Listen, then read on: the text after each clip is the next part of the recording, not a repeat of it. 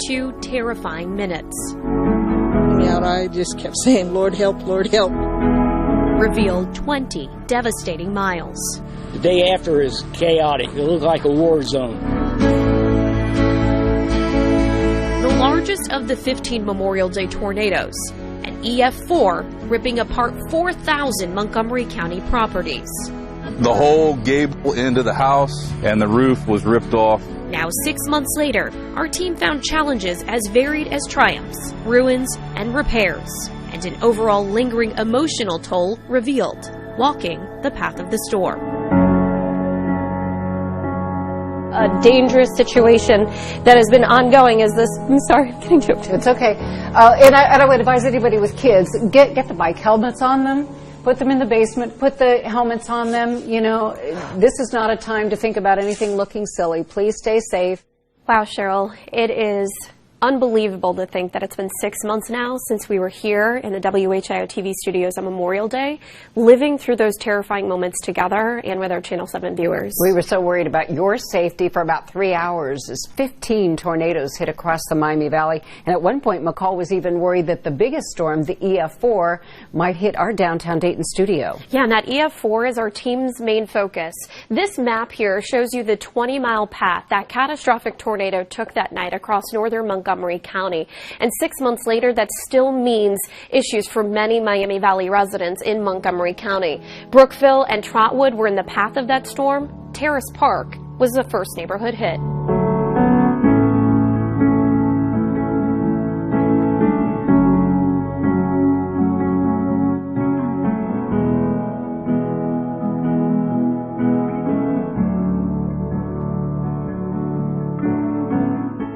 And I could hear the tornado sirens for a split second, and I was like, we should probably get in the hallway.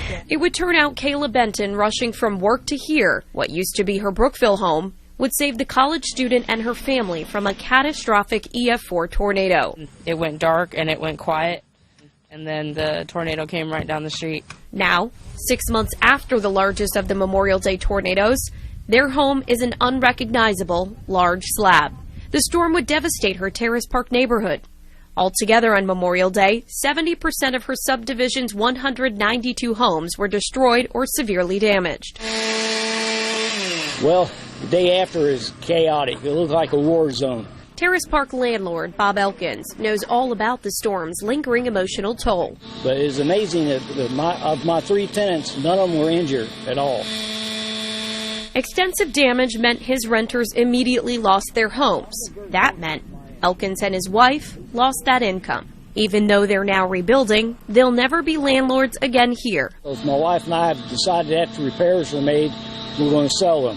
In all, most of the 228 Brookville homes damaged were in Terrace Park. At the time we started walking the storm's path last month, Brookville's city manager told our team 161 of those homes either had work completed or crews were making minor repairs. My insurance agent actually was standing here the very next morning. Despite all of that, Kayla's dad, Ed Kirkland, says his family's chosen to move. That night's constant visual reminder is just too much to bear. For other Terrace Park residents, our Dayton Daily News partners found time seems to be frozen. I mean, some houses look like they weren't even touched. Some houses are gone completely. Others look like the storm was yesterday. These pictures show how some are proudly rebuilding, like Gloria and Kevin Pennington, who cannot imagine raising their 4 kids anywhere else. Others, grappling with insurance battles, are debating their futures. Like 1 in 3 were either destroyed or had major damage. So it's you can tell how kind of hit and miss it was.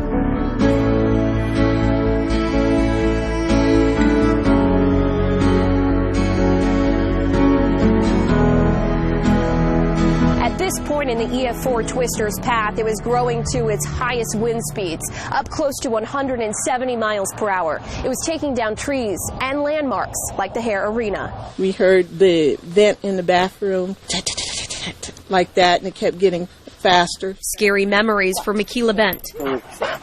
She and her dog Champion survived the EF4 huddling in her bathroom. just like she'd huddled as she held onto a basement pole during Xenia's deadly 1974 F5 Twister. Well, who knew that I would be going through it again? And going through it, she has. Bent moved to Trotwood's Shiloh Gardens subdivision 1 month before the tornado. Despite having insurance and moving back months ago, boards still line her windows.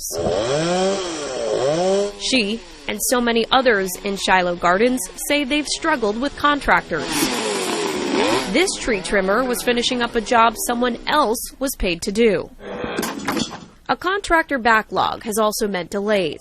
Back on this October day, 5 months after the storm, was the first day work began on this waterlogged home. These 2 streets, I've counted at least 18 homes that have been demolished.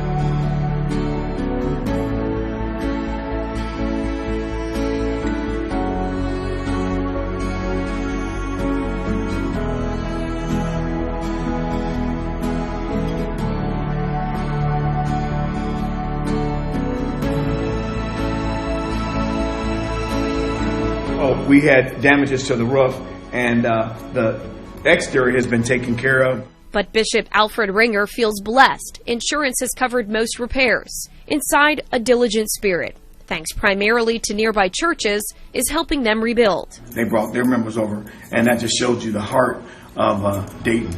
Strong hearts in the face of an uncertain future.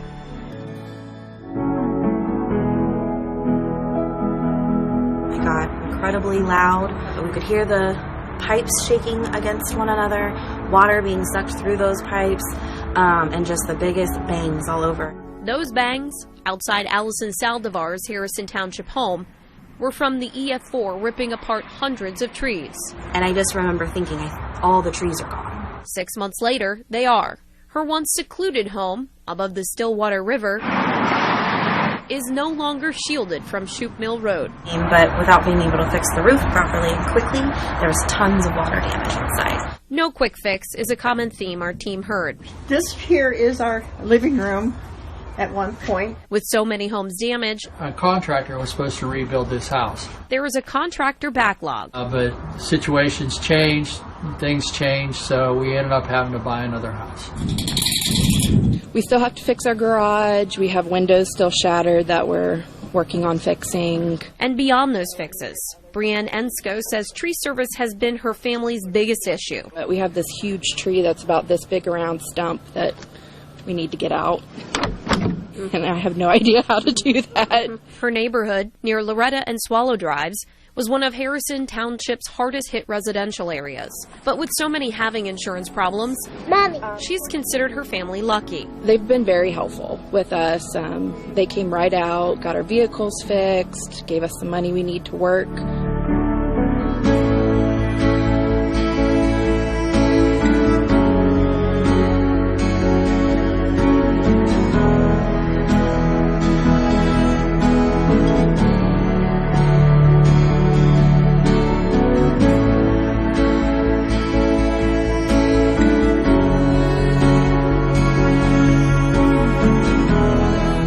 From the ground and from the air, our team saw how tarps still covered so much. So many businesses impacted are still in a state of disarray. Sinclair Park may not open again until 2021. Most of the park's 415 trees, documented to be more than 200 years old, were destroyed.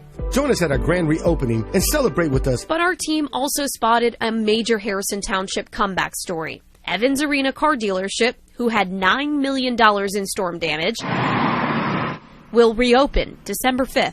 Thanks to an insurance policy, their owner was able to pay employees for the last 6 months. My family's here. This is where I grew up.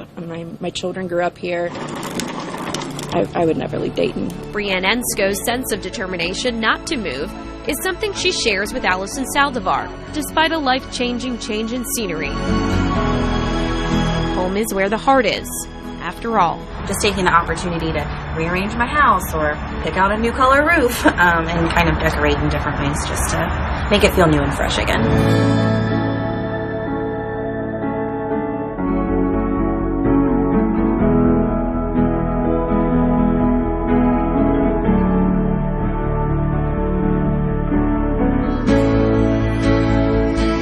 You could clearly hear it.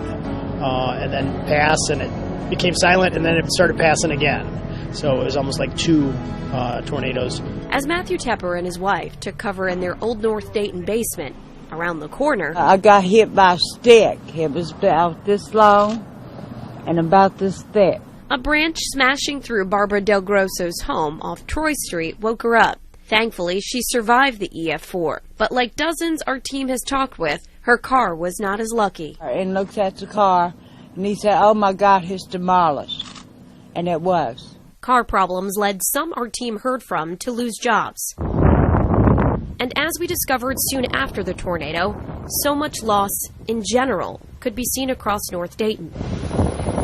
6 months later, our view from the air showed us much of that damage, including a destroyed grocery store, still remains. The search is on for a food desert solution.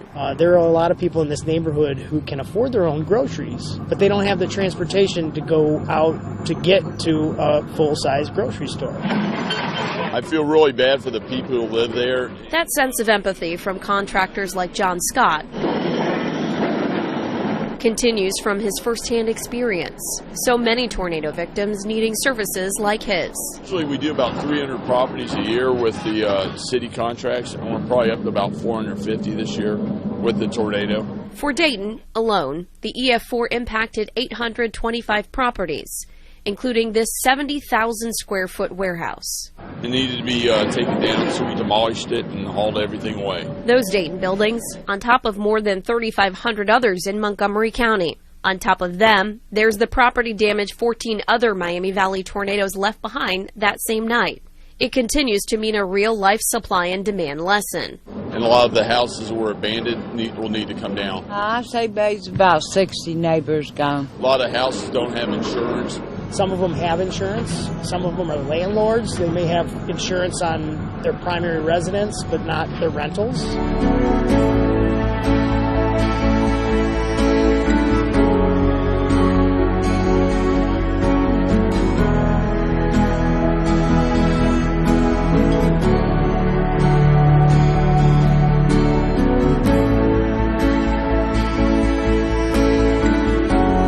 I didn't go outside, I just went to the door. If I'd opened the door, it would have sucked me completely out of the house. Daryl Connolly considers himself incredibly lucky. His virtually untouched home was different from many of his Overlook Mutual apartment neighbors. His roof was completely gone. And then the guy next to him, Steve, he's still got that piece of wood sticking in his gable. And we were watching you on the news. Down the street near Wright-Patterson Air Force Base, Steve Griffin, who also lives in Overlook Mutual apartment, heard my warning. His fiancée urged him to take cover with her in the bathroom. Well, when we opened up the bathroom, it looked like a snow globe. Today, the dirt, leaves, and insulation that were floating through the air have been cleaned up, like many of the 63 Riverside properties sustaining some damage 6 months ago. The rebuilding, for so many our team talked to, I believe it was $60,000 to rebuild one, is only part of the recovery stories. Mentally, the storm has left its mark. It bothered me for months because, one, I felt bad that I didn't protect her good enough. We were in a situation where we both could have got killed. Just one sign of the invisible Memorial Day tornado wounds left behind for so many of our neighbors, still struggling to rebuild after a life-changing storm.